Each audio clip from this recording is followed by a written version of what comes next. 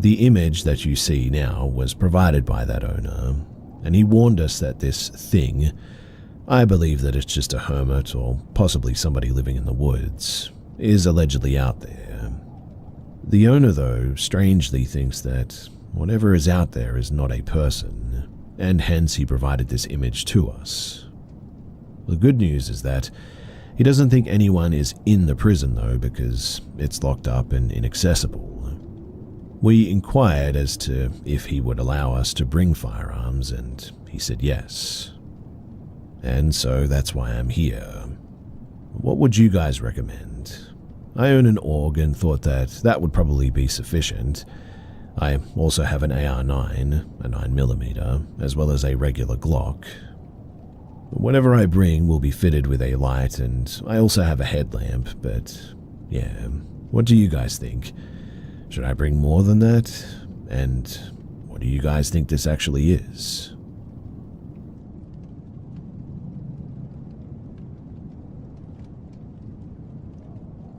This story is one that was experienced by a faithful friend of mine, Sam, and I. I'm often reluctant to tell this story at length, to most people at least, as the subject matter is, well, unexplainable and rather strange, I guess. I just don't want to be viewed as the superstitious nut. But having guided all across the country and having extensive experience in many environments around the United States, I feel that I have the authority to tell this story. Essentially, what I'm trying to say is that I've been around in the deep dark hollows all across North America and never experienced something so strange as I did that night. I don't fancify my experiences in the woods, nor do I hopefully imagine that there's something more to a twig breaking.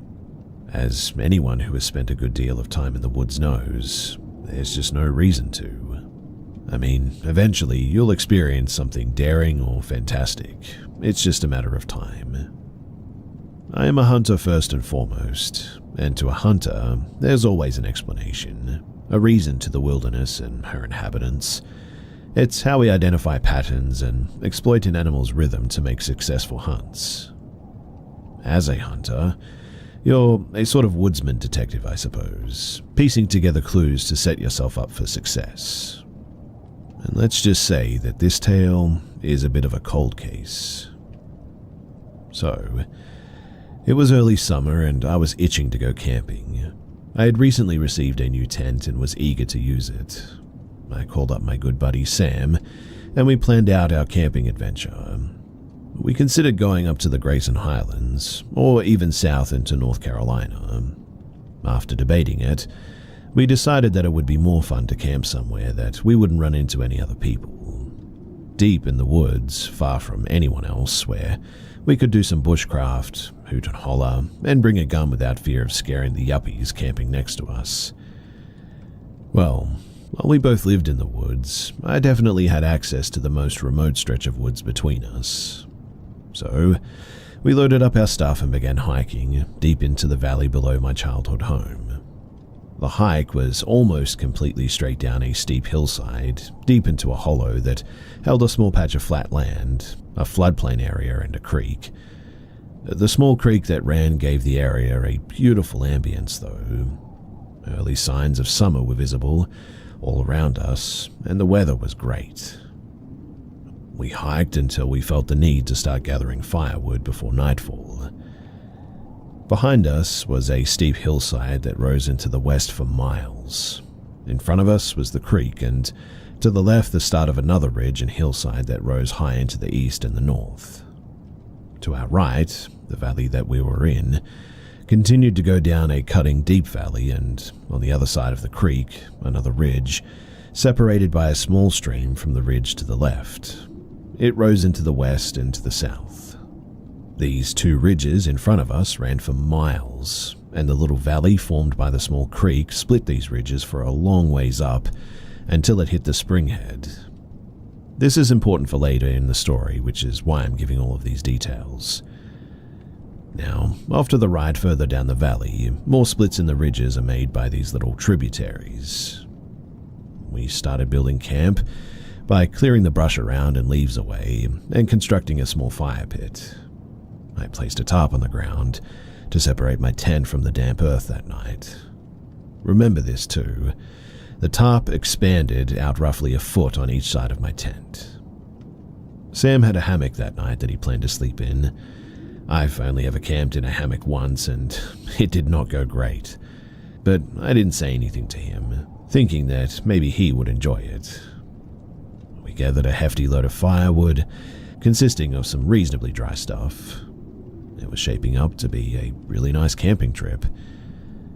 I've spoken about the joy of being out there many times before, so I won't beat a dead horse, but it was really nice to be away from people. Sam and I sat around the fire and shot the breeze until the sun went down. Now, one of the things that Sam and I have always bonded on has been Bigfoot shows. We're both skeptics, and I would say that we hold a similar or the same opinion on the subject. Our interest is less about believing in Bigfoot, but rather we just find the subject matter to be sort of nostalgic, silly, and a fun thing to joke about.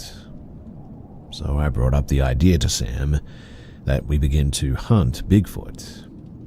He laughed and he thought that it was a great idea, so we began doing the antics that they do in the Finding Bigfoot TV show. We started with the classic tree knocks. A tree knock, for those unaware, is when you use a stick to beat on a tree, making a loud knocking sound that echoes throughout the forest. Supposedly, Sasquatch communicate this way. Obviously, we didn't think anything of it at all. As I said before, we didn't really believe in this. We were just joking around. So we began by knocking on the trees and then stopping and listening for a response. And after a few times of doing this, we paused, and hearing nothing, I began to think of a joke to crack and something else to do, really, but before I could open my mouth, we heard clear as day a tree knock, far off, somewhere on the ridge to the left. I looked at Sam and said, "Dude." Sam just looked back at me in surprise. I then did some more knocks and we listened again. Then, off in the distance, we heard more knocks in response. Then the other ridge to the right, we began hearing knocks. Sam at this point was beginning to get freaked out a little bit and was perplexed as to what it could be. I, at the time, was such a hard skeptic, I carried on and insisted that it was a person or maybe a woodpecker. But who in the world would be out here, deeper in the woods than we are, on private land? Plus, what woodpecker makes 3 loud booming knocks on the tree like that sound exactly like the knocks that we make? Sam said as he voiced his rebuttal. I ignored these arguments and held strong to the fact that there is no Bigfoot. I then insisted that we push the envelope a bit by doing some whoops and howls, just like they do on TV. Sam was not very enthused by this idea, being the humbler and smarter one of us that night, knowing that sometimes there's certain things that you just don't mess with. But at the time, I was full of beer and vinegar and stubborn as a mule about the fact that Bigfoot is not real. I'd also brought a gun with me and was certain that I could fight off anything that we would need to fight off that night. So we started howling into the woods. It was dark that night, being a new moon and all, and beyond the firelight, you couldn't see a thing. We would howl and wait listening for a reply, and after a few howls, the excitement of what was that started to fade, and my logical, rational, science-based theory of the woodpecker began to appear like it was true. But then, out of the dark distance, came one of the strangest sounds that I have ever heard. A howl, but not a canine howl, not an owl's hoot, but something more like an ape howl. Sam's eyes were as big as backhoe tires, and even I was finding it hard to reason that one. Despite this, I continued my ignorant stubbornness and threw out another howl. Off to the left of the ridge, it replied to us again, the clearest ape whoop that I had ever heard. I looked at Sam, myself feeling more curious and excited than anything else, and I reiterated, "Dude." Then, something truly unexplainable and spooky happened. More whoops and howls began on the ridge to the right and further down the valley, and they weren't random. They had etiquette, I guess, as if they were chatting back and forth with each other. The one to the left would howl, the one to the right would whoop and howl, the first would respond, and then the one way down in the valley would chime in too. Sam was really freaked out now and began considering if we should leave. I, being a stubborn idiot, claimed that it must be owls. Owls? We were both raised in these hollows, man. I've heard owls. You're going to tell me that that's an owl? Have you ever in your life heard an owl that sounded like an ape like that? Sam argued against my claim. Well, no, but Bigfoot's not real, dude. It has to be a bunch of owls speaking to each other. I mean, there's nothing else that it could be. I replied, half laughing in astonishment and disbelief of what was unfolding that night. Sam and I kind of bickered for a minute over it, and then decided that the wisest decision was to stop antagonizing whatever it was in the woods miles around us whooping and knocking, and to just leave it alone.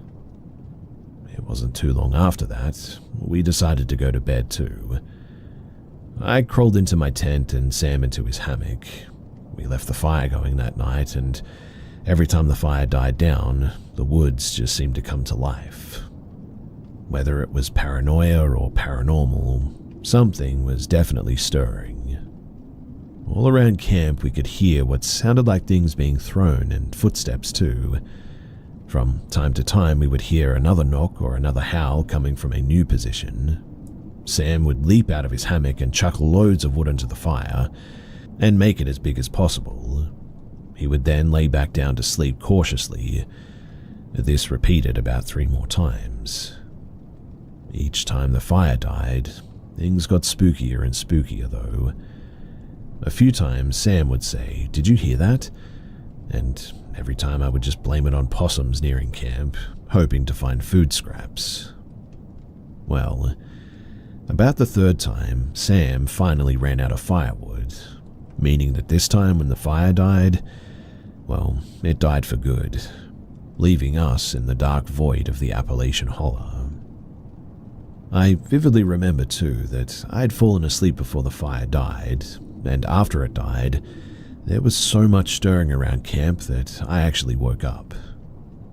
I was slowly waking up, thinking that I was having some sort of a nightmare when I finally fully sobered and realized that my dream was pleasant. It was reality that was full of frightening sounds and things that go bump in the night all of a sudden. The woods around us had become loud with unexplainable movement, the movement of something large and multiples. The whooping and the knocking, that had officially stopped at this stage, which quite honestly did not comfort me at all. With all the new sounds right outside of my door now, there was maybe a 30-yard perimeter around camp that the sounds didn't cross. Then, suddenly, an extremely loud crashing began through the twigs, leaves, and the branches. Whatever it was something large, running full sprint through the woods, starting maybe 50 yards away, and running straight towards our camp. It grew louder and louder until the sound of crushing leaves suddenly turned to the crinkling of tarp. Whatever or whoever was out there was standing on the tarp that my tent was situated on. I was frozen in fear, eyes wide open now. My heart was pounding out of my chest so hard that I thought it was about to explode. I then heard high above my tent, not near the ground, not 4 feet up, but high above my tent, the most terrifying sound that I had ever heard. It was the sound of a huff and a blow, exactly the way that you hear a gorilla do it on TV, or how apes in the Planet of the Apes do it. 3 forceful huffs and blows. Then, whatever it was, turned around and ran back the way that it came, back into the darkness of the night. Well, Sam practically leapt out of his hammock and said, "You have to have heard that." I replied with, "I sure did. Yeah, let's get out of here, man." I slid around into the chamber and I crawled out of the tent. We both got busy grabbing only our essentials and started out of the woods. Using terrible dim flashlights, we made our way up the hill, frantically looking behind us into the terrible night and trying to move fast without running. We hiked a long ways, and by the time that we had made it back to the house, it was way past midnight. We never did see what it was that charged us that night, and we never did hear anything else after that as well. But whatever it was, it scared us enough to make us hike out into the dead of night and just leave all of our gear out there for another day. We returned the next morning in full daylight to gather our things. Looking back, I wish that we had surveyed the area for tracks or some sort of a clue as to what it may have been, but at the time we just didn't want to be down there for any longer than we had to.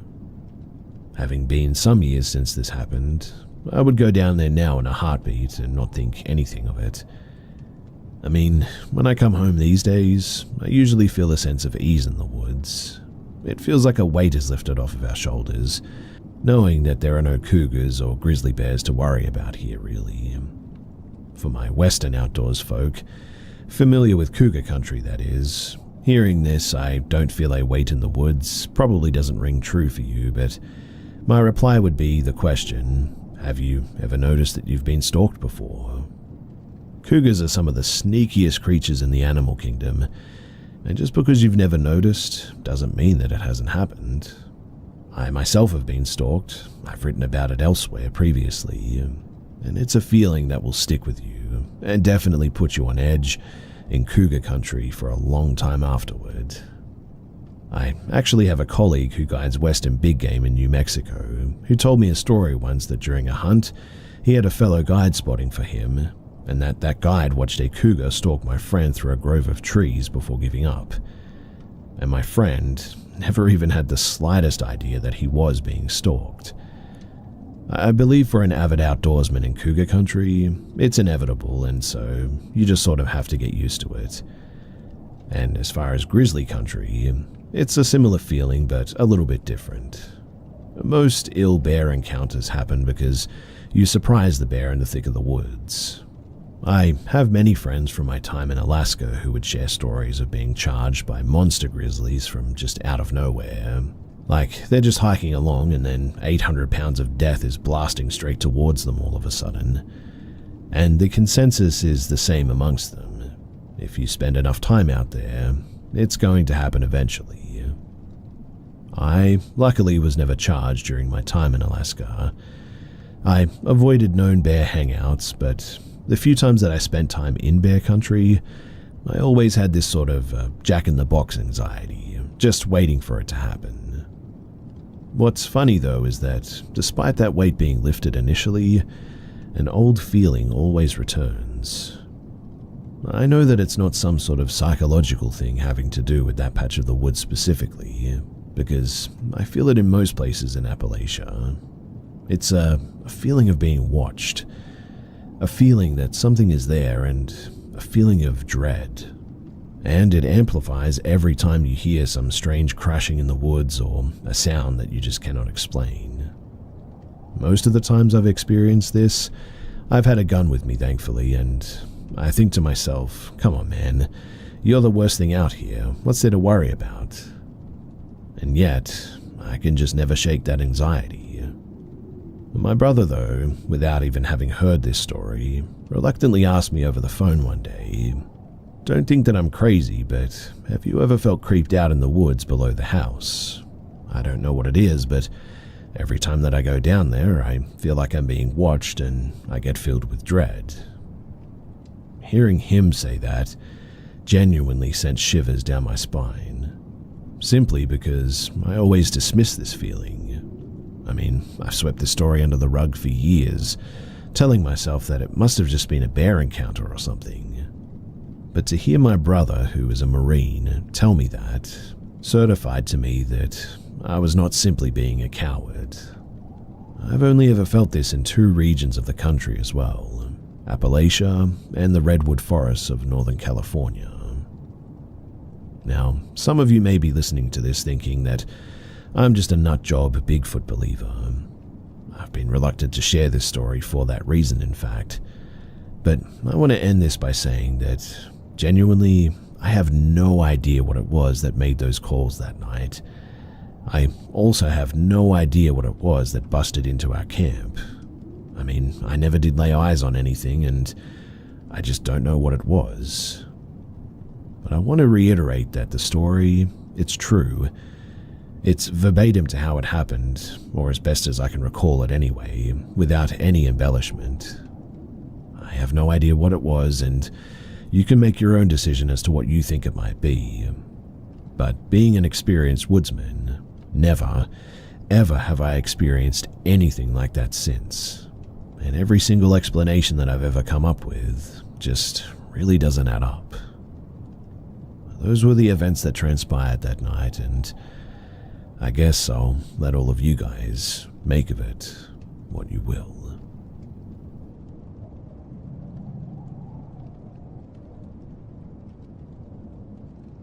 To preface this, I'm currently 19 going on 20, and due to a vindictive teacher, she manipulated the grade so that I would have to repeat the 3rd grade because I called another student a brat for crying about wanting her mum. But the context behind is irrelevant, and the rundown is that the girl thought because her mum was a teacher, she could cry her way into her mum's class. Her mum was a high school teacher and would almost always cry and cry until she was allowed to go, and then she would be distraught having to leave her class and pick her daughter up because she wanted attention. I ended up snapping and telling this girl that she's in the 3rd grade and is too old to be crying for her mum and disrupting other students leaving. It was probably a bit harsh, but you could tell this girl was very spoiled. Now, in August of 2023, I was in my junior year. I went to a trade school for graphic design, and a sophomore named James had taken notice that I wouldn't be dropped off at our home school like he was. He offered to drive me home, and I didn't know this kid very well. I spoke to him a few times, but other than that, I wasn't buddy-buddy with him or anything. So I told him that my mum prefers to meet people before just letting me ride in a random person's car like this, especially a guy's car. And I told him that with me being 18 at the time, that if he got into a wreck, I would be responsible as the adult in the car. After that, he didn't really bother me anymore with anything. We still talked and could tell that he wasn't neurotypical, I guess you could say.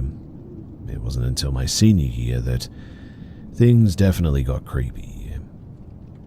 We exchanged numbers because I would sometimes help him with homework that he didn't fully understand, and give recommendations of horror channels on YouTube such as Reddit stories, creepypasta readings, or channels that cover disturbing videos.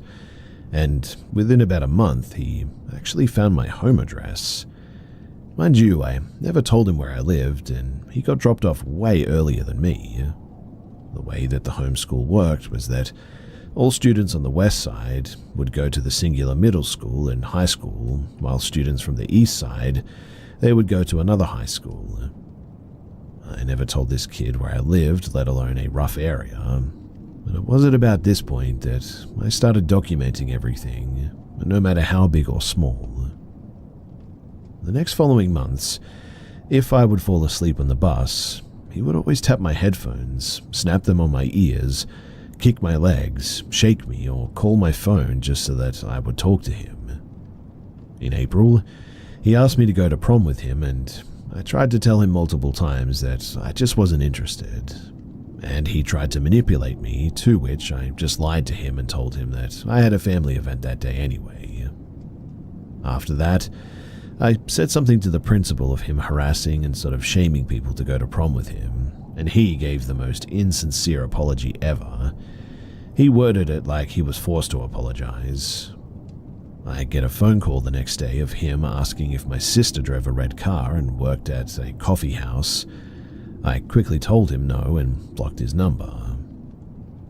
It was now that I went to administration, coupled with the fact that this kid would call to ask if I went to the Dollar General, or went to work, or if I was home, and told me thoughts that he had about killing his mum's boyfriend, how he wants to smash his teeth in, smacking his phone against the window, and tried to manipulate me into calling him while he was having a panic attack, and ranted about how my math teacher needed to be gutted because she was overweight and that fat women are ugly and horrible vessels for producing babies. She's not overweight from poor diet, mind you. She actually is one of those rare people that has a medical condition that's caused a buildup of estrogen. Well, the worst was when he lashed out in anger about him losing his AirPod case and aggressively stomping on his AirPods and literally foaming at the mouth. I went to the principal and liaison after this, only to be unable to talk, and they yelled at me for an hour about how I was being mean to a kid on the spectrum, and that my information, my mother's information, and my sister's information is public information apparently. I started having a panic attack and called my mother. At this point, I was literally vomiting in the trash can of the conference room, and my mother was absolutely furious. My mum told me to call the sheriff's office after I get home. The sheriff actually went to the kid's house and told him to knock this stuff off, or I had every right to file stalking and harassment charges. The 180 Women's Shelter confirmed that what the principal and the liaison did was disgusting and actually dangerous. And well, so far I haven't seen him, and I still have his number blocked, and hopefully I don't see him anymore.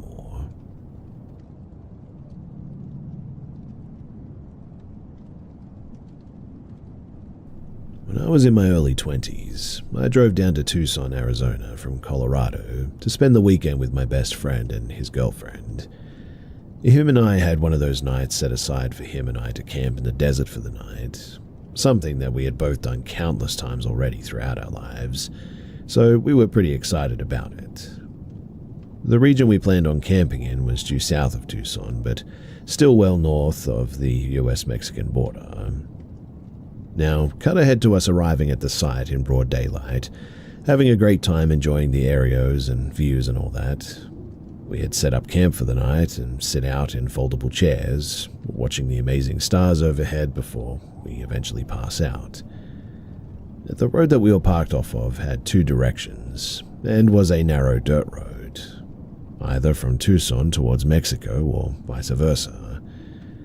So, as we sit peacefully, a large vehicle with insanely bright blue headlights rounds the corner coming from the south.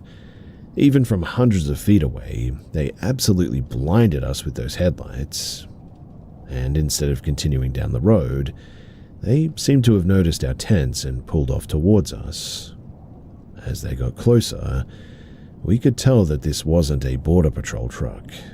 It was a very nice all-black Escalade with tinted windows that you could barely see through. The front two doors opened and two Hispanic men in flashy nice clothing got out and walked up to us. The headlights still on and blasting us with light from up close, casting an ominous silhouette on the two men as the light shined from behind them. They asked us, "Which way to Tucson?" We're speechless for a second, but I tell them that it's down the road in the way that they were headed.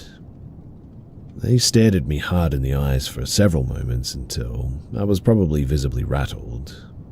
I was fully convinced at the time that we were about to be executed or worse right then and there. But weirdly, they both laughed heavily and said, "Have a good night, white boys," and drove off towards Tucson. We didn't sleep very well that night. Now, I know that it may just seem like another simple conversation, but that shook us pretty hard, so we both said nothing of it the next morning and for years afterward as well. But I brought it up to him last year and reflected on it, and we both agreed that they were probably cartel and were just trying to strike fear into us. And well, they definitely succeeded. And because of those headlights, for the life of me, I really could not even remember what their faces looked like, even standing right in front of me like that. Honestly though, I'm kind of glad that I don't. Moral of the story is that there are some parts of the desert that you just don't go.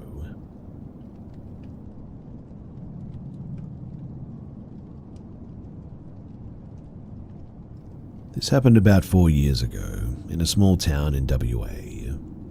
My girlfriend, now ex, not that it really matters for the story, at the time, and I decided to plan a getaway trip for a long weekend in a yurt since we both love nature and going to a place far from the city in the middle of nowhere, well, it seemed like a good time to us.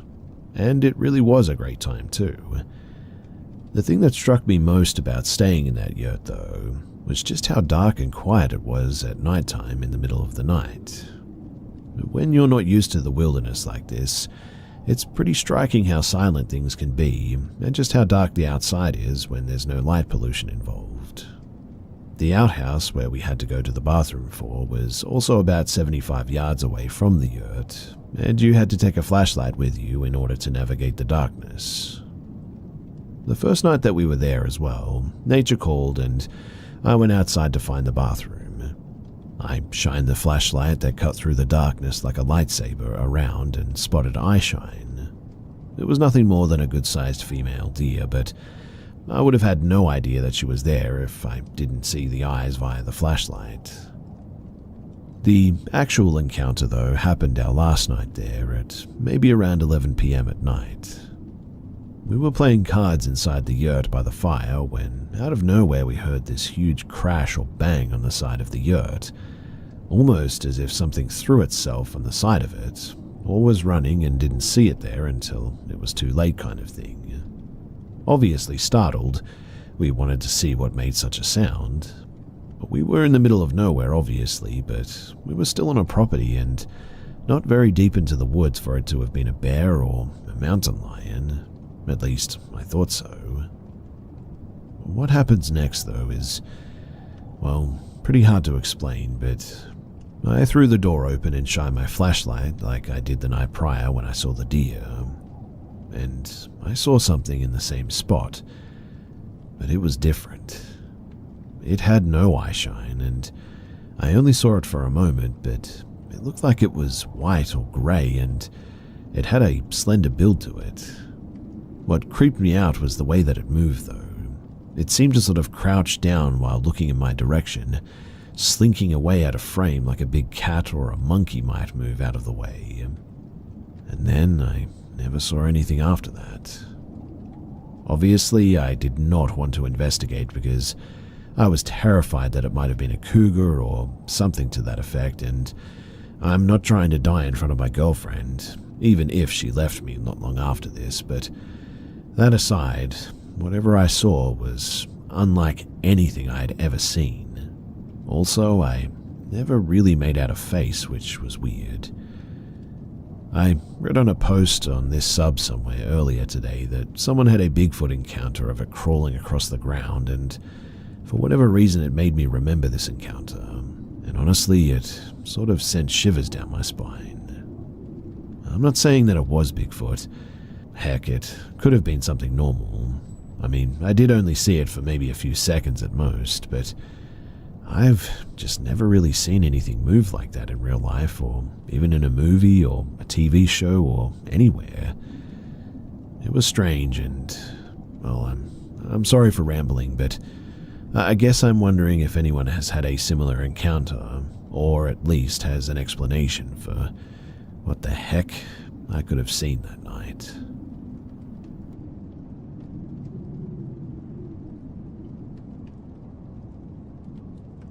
So if anyone watches Ghost Hunters, well, you can look up the episode called The Chinatown Poltergeist, and it's an episode inside of the bar that I worked at for half a year. On my first day to interview, the general manager and the bar manager were very clear with me that the bar, it definitely was haunted. They were really serious about it too, and that it was more mischievous than it was dangerous. Having had my own paranormal experiences in college, and having somewhat of a higher vibration, I wasn't too worried about it, and I really wanted or needed the job. A fun fact too is that Vinnie Paul Abbott of Pantera was actually there the night before he died. Anyway, a lot of my co-workers had different stories, along with the stories that are featured in the Ghost Adventures episode too. Entities mentioned were an old man and a little girl. There really is something with little girls and haunted places. But they also mentioned having things break or go missing, voices in storage areas, voices when the bar was empty during grave hours. It's a 24-hour bar. And even physical things like hair being pulled or one guy being thrown to the ground after mocking an artifact of a shrunken head that may or may not have been a real shrunken head. Not too sure about that. In any case, I was also shown a ceremonial blade that allegedly still has real human blood on it, and an urn that apparently has a fraction of the ashes of Aleister Crowley. For a while, I never really saw or heard anything, and I was left by myself alone in the bar a few times. I did put music on and just kind of sing like, maybe there's a spirit here and I'll give them a show. But I started to, change is the best way that I can describe it, really. I was always angry and frustrated. I would rationalize all these things that I should be happy and grateful for, but I just couldn't help it. I was always just really angry, and on a 120-degree day in Vegas, when a belligerent customer started harassing me, I told her to shut up, and as liberating as that was, because she really was a bit of an evil person, it was out of my character for a professional bartender of 13 years to do this. Then I started getting these weird rashes and marks all over my body, but I thought that I was getting really sick and got it in my head that I'd developed something really bad, but turns out it was just a rash of some sort. That led me to more stress though, lots of restless days, and eventually my herniated disc started acting up randomly and got to such a level of pain that I was having to scoop ice while on my knees. The pain in my back affected my performance so much that I actually ended up losing the job. And from there, I spiraled into 3 or 4 months of panic attacks and levels of anxiety that I never even thought that I was capable of experiencing. As a spiritual person that's still learning about God, I just called on that and I prayed for my strength. Eventually, I was able to push through, avoid medication, and worked my way out of the depression as well. But I just haven't been able to shake the effect that place had on me, and I was even warned about it too. I've never seen such a high turnover in a place, and there's very few of the staff that have stuck around for various reasons. One of the last messages from my bar manager was wishing me good luck and also an admission as to how weird the energy is there. It could have all just been coincidental and a nervous breakdown, I admit, but intuitively I just really don't think so.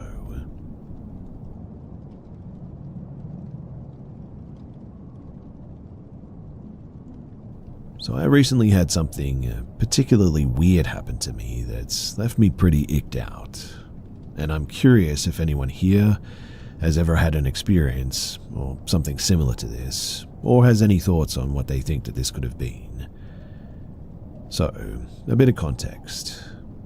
My girlfriend and I will do this weird, high-pitched tongue trilling kind of noise back and forth when we're feeling goofy. It's a very specific noise though, and there's no real reason to make it, nor have we ever heard anyone else or anything else make it. It's a very particular noise. And well, a couple of nights ago, she and I were having a silly, goofy sort of little evening, and we had each had a gummy of a particular variety, if you catch my drift, listened to some music and watched some movies in the living room. We most definitely ended up making that sound a couple of times, and by midnight we had migrated into the bedroom and we fell asleep pretty much right away. Well, I wake up at around 3:30 in the morning to the exact sound that I explained earlier, seemingly coming from our living room though.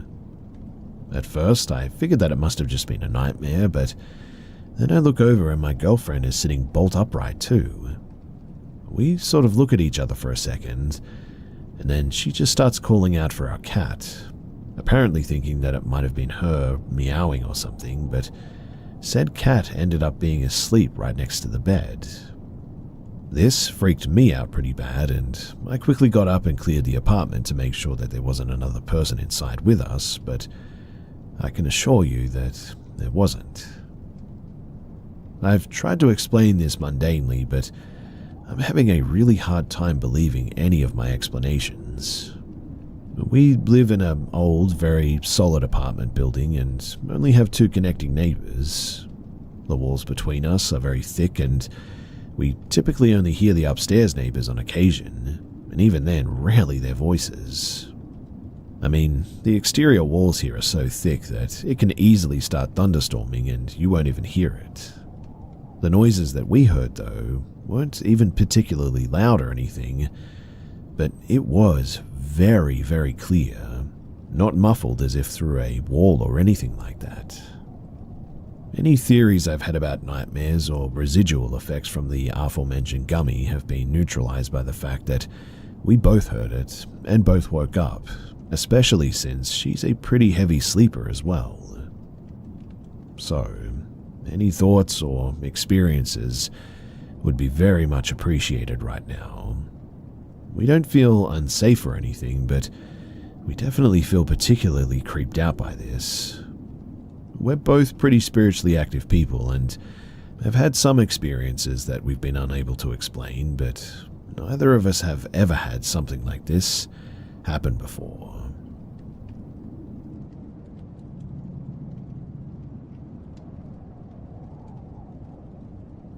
So I'm a military brat and we move a lot.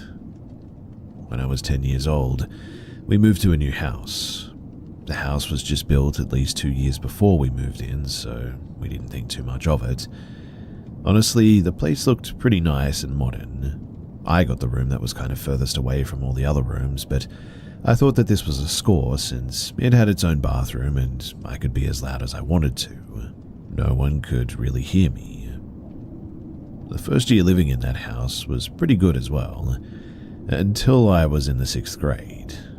In the 6th grade, I got bullied pretty badly since I was a new kid and didn't really have much good friends.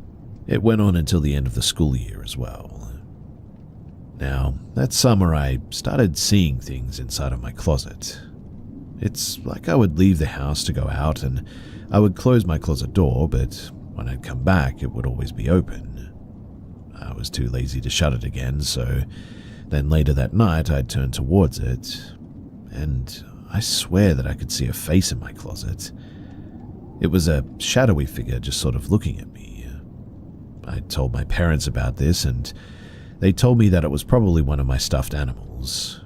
So after that, I just tried to ignore it. Until one night, I was just watching some TV and I saw in the corner of my eyes stuff moving in my room. I had this lamp in the corner of my desk and somehow it was just sort of turned around.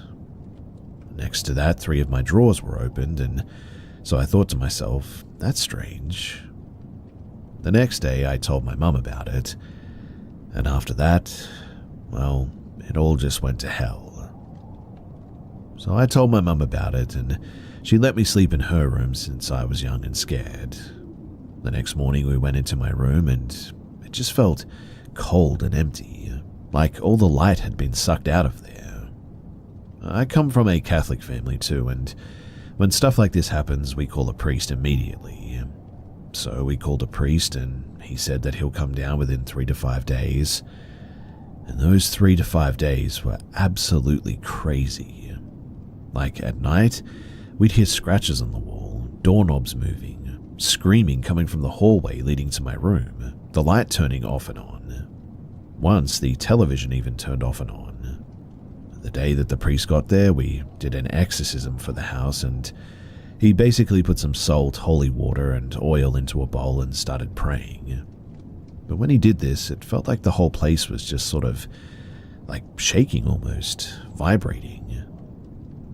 We thought that all of our problems were just solved, but it only got worse from there. After that, the priest got very sick and the house just kept feeling even more dark. My dad, he isn't really a believer in this sort of stuff. He thought that we were all just sort of BSing him and that it was all just a bit of a sick joke that we made up. His and my mum's marriage was already falling apart and they'd fight every day since we moved into that place. So they got into a fight over this, and my mum told him that she hopes whatever entity is in the house gets to him. And right after she said that, he swears that he was possessed by something. This thing in my house went into his body apparently, and his whole face started leaking snot. What I mean is it came out of his ears, his eyes and nose, and his eyes were just not his. It was like looking into the eyes of a different person almost. Eventually he fell to the floor and came to, but that was obviously very, very scary. After that happened, he knew that we needed to get out of there as well. So he applied for housing on the military base, and we just waited and prayed that whatever was in our house would go away. From time to time, I would see shadows of people. It's like I would be sitting at the dining table, and in the corner of my eyes I would see the body of a man, but it was just black shadow, completely black. And usually he had a hat on as well. Sometimes I would see a lady just standing in the hallway looking at us. Eventually a priest that did training at the Vatican got hold of us and came over to bless the house. Weirdly too, without even coming inside the house, he knew that something evil was with us. After talking to all of us, he let us know that our house was definitely haunted and we needed to get out before anything worse happened. He said though that whatever this demon was, they apparently wanted to get me since I was so vulnerable and young. After he had left, I started to experience out-of-body events as well. I would have these dreams where it was like I was just sort of floating above my body and I just wasn't there sort of thing. I started to hear voices in my head that weren't people around me or anything, and I also started having evil thoughts of harming other people. When I told my mother about this, she started sending me out of the house to play with other kids so that I wouldn't be exposed to the place. One of the weirdest things that happened at that house was that we're all out for the day and the mailman came to deliver a package, and after speaking to the mailman eventually, we found out that an old woman allegedly opened the door. Obviously though, there was no old woman living in our house at the time. So when we came home and the package wasn't there, we obviously called the mail office and they told us that an old woman answered the door and told them that we didn't live there anymore, like we were just gone. After that too, my dad called almost every day to see how much longer until we could live on base. We had locked up my old room and put a line of salt outside the door at this stage. We had also covered each mirror as it could allegedly be a portal to the other side. The scratches continued until we moved out. So did all of the shadow people, the voices, and all of the weird touches and feelings that we get. After all summer of this happening, we were finally able to move on base. And when we did, everything just stopped. I still had a couple of dreams in our new house, but nothing like that experience ever again.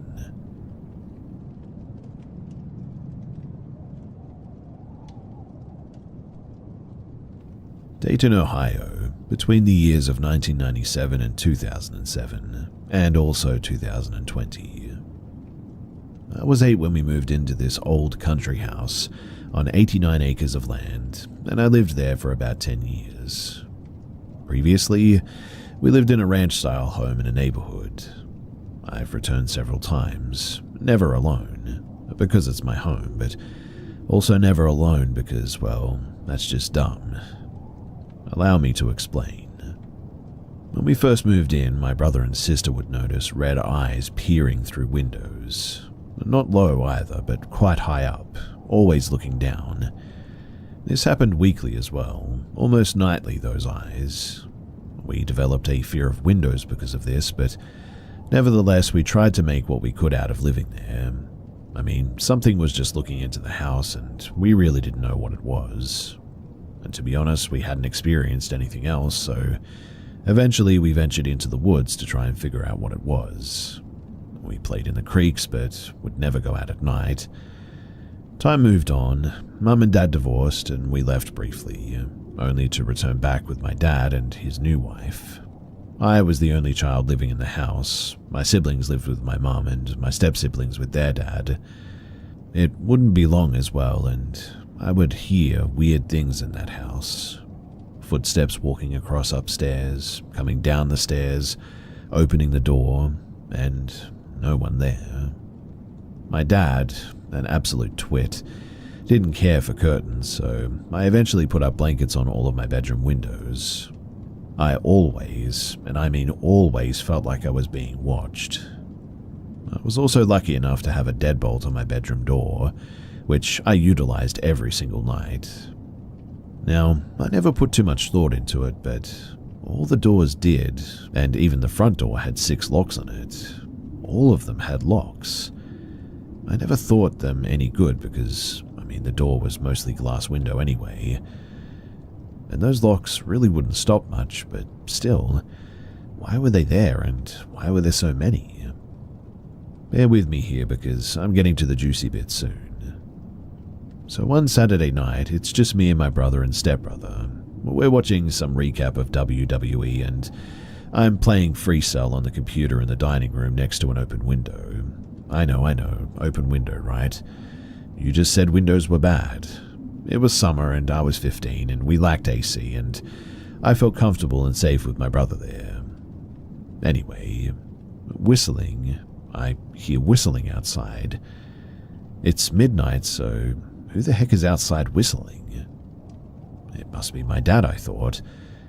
No, Dad would have to walk past me to get out, and he'd be irritated that we were still up this late. So, who is whistling? Whoever it is, the whistling's getting closer, walking the sidewalk around the house. I hear this, and so I quickly get my brothers. They do the same thing. They think it's Dad, which I quickly debunk. We're all pretty terrified at this stage.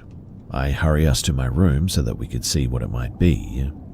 When it nears our side of the house, and I look my door, we stand there quietly. The front door opens and the whistling stops. Now there's footsteps. I'm begging please to go upstairs to my brother. Whoever this is, we are definitely better off upstairs because Dad is upstairs in bed. The footsteps start coming to my room though. My brothers and I instantly look at each other in fear.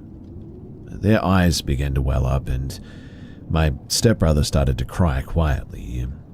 The footsteps step in front of our door, and then silence. I eventually work up enough courage to try and peek through the keyhole. I cannot see a thing though.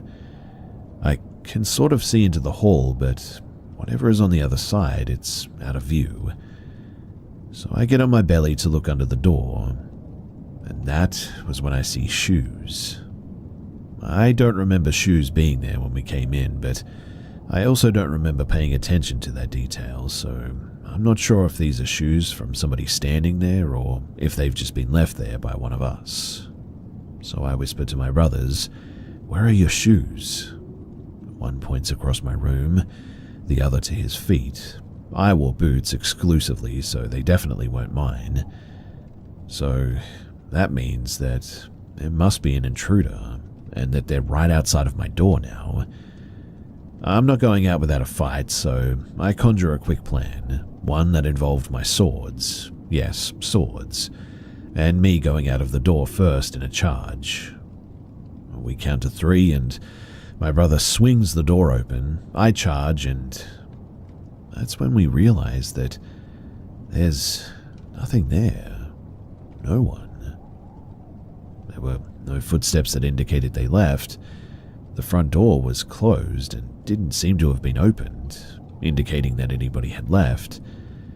So, what gives? I checked the other rooms, only to be confronted by my dad in his boxes cussing me out for being up this late and being so loud. We tried to explain, but he just wouldn't listen. Also, the shoes that I saw under the door were nowhere to be found. Well, a year later, my brother, 2 cousins, and myself venture into the property next to mine, seeking adventure, being the age that we were. Well, we got lost at some stage, and from what I could tell from climbing trees, we were just really far from home. But I knew a road that was nearby, so before the sun set we needed to make it to that road, then we should have been in the clear. But while I was up in a tree, I noticed these beautiful evergreens. I'd never seen anything like it on my property before as well. I was sort of captivated by them, in fact. So I proposed a vote to the others that we keep heading towards the road, or that we head towards those sweet evergreens first. My brother insisted the road. He was overweight and done with walking any more than he had to. My cousin and I said evergreens, though, and told the other cousin that his vote doesn't count. So evergreens we go. Now, upon reaching the location, we noticed a massive elevation in the middle of these woods. We climbed, and boy oh boy, hickory trees, massive ones. There was also this dead one that we could walk in, and it was like a little house almost. It was huge. My cousins and I decided to knock it over at one stage, and we eventually did. But while we were, my brother began to freak out. "We need to go. We need to leave," he insisted with purpose. I was like, okay, I know it's getting closer to sunset, but we're knocking this stuff over and it's fun. He was not having it, though. He was ever more insistent, and so we left the area to calm the baby down, as I put it. Eventually we entered a field, and I looked at both ends and was like, one of you go check that tree, and one of you go and check the tree line over there, and tell me what you see. My brother then flips and just screams no. Fine, I'll go and check it, and Tom will go and check the other end. Once more my brother screams no, argues this weird point about not splitting up. So we as a group went one direction, and finally I recognized this place, which meant that home was now in sight. Still far off, but we were definitely back on land at this stage, and so we could make our way there. Once the house was visible, my brother just suddenly took off running, though. And I mean, he doesn't run. He's heavy, he loathed walking, let alone running. But he ran all the way home as soon as he could see it. Obviously, I thought that was a bit weird. My cousins left, my brother didn't speak a word, and my mum showed up and took him home. My dad and I were pretty confused. I mean, he never said that he was leaving early, but now he was just gone, went home. I figured that I must have walked him to death or something, and he was sick of it. Well, 30 minutes go by, and suddenly he calls. He says, "Joey, now I can tell you. I saw something. I don't know what it was, but it was tall, taller than Tom, faster than you, and it was watching us. You guys were knocking over the tree, and it kept running circles around us. I don't know if it noticed me watching it, but it was definitely watching us." So I asked, "And you didn't say anything because?" He stammered, "You guys would have wanted to run or fight it or something. And there's just no way that we could afford that thing or outrun it." I figured that because it didn't approach us, that we still had a chance to slowly get away from it. Whatever it was though, Joey, it was a monster. It was hairy, it was big, and it had a lot of teeth and looked crazy. And I'm never going back into those fields again. That's what he said. And he lived up to that promise. He never did. In fact, he quit visiting altogether after that, claiming that the monster was real and he didn't want to take his chances again. A month goes by, and I didn't bother telling my step-siblings about this monster. I didn't want to scare them off. I mean, if I did, then I'd risk them quitting coming over like my brother did. One night, though, my stepsister gets me up, and she was sleeping on the couch and said that she woke up to scratching noises. I was pretty irritated that she had woken me up like this, but then also couldn't believe why she had woken me up, because she said, "Joey, the devil is at the front door. I heard scratching. I sat up and there it stood, these crazy eyes looking at me. Teeth, so many teeth. It's big, real big and hairy, and I'm scared." I asked what I was supposed to do, and she insisted that I go outside and make sure that it was gone. And I mean, to heck with that, I ain't dying. I have two people telling me that there's this thing, and neither people talk to each other, so how could they collaborate? Everything is pointing towards this being real at this stage, and it's literally at my front door. Eventually, I peek into the living room. I've obviously never seen this thing, but now I may get to. But alas, nothing was there. Actually, my dog was instead, and he was begging to be let in. He was a strictly outside dog and never was allowed in or wanted to be in, really. And I mean, I wasn't about to open the door, so I'd figured that he'd just keep us safe in some capacity being there, either by alerting us or being food for whatever was out there. Eventually, Tom and I decided to try and hunt this thing as well. We took my younger cousin as bait even, but we didn't have any luck. We eventually found the place where my brother claimed to have first seen this thing, but we were lost again. And the weirdest thing was that you would wander and suddenly you'd just sort of be there, with no real direction. What I mean is that it sort of wasn't like you could find it if you wanted to. You just sort of had to stumble upon it. Well, one day before leaving, having not seen a monster, I took a piece of yellow rope and tied 2 trees together. Nothing significant by any means. I was just a bored kid and thought that they'd grow together and it would be cool.